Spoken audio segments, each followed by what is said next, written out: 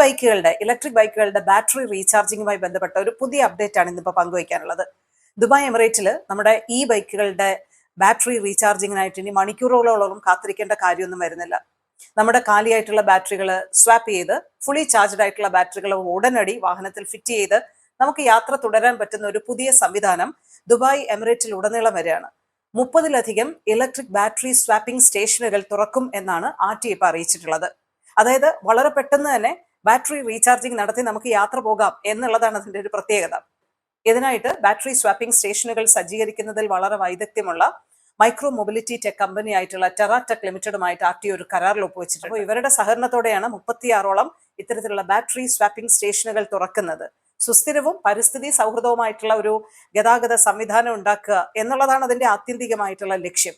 ഇങ്ങനെയുള്ള 36 സ്റ്റേഷനുകൾ ദുബായ് എമിറേറ്റിൽ ഉടനീളം വരുന്നതോടെ ഇതിന്റെ ഏറ്റവും വലിയ ഗുണമെന്ന് പറയുന്നത് കാർബൺ ബഹിർഗമനം 30% കുറയ്ക്കാൻ കഴിയും എന്നുള്ളതാണ്.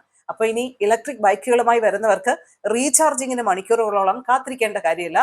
കാലിയായ ബാറ്ററി നൽകുക, ഫുള്ളി ചാർജ്ഡ് ആയിട്ടുള്ള ബാറ്ററി ഫിറ്റ് ചെയ്യുക, യാത്ര തുടരുക.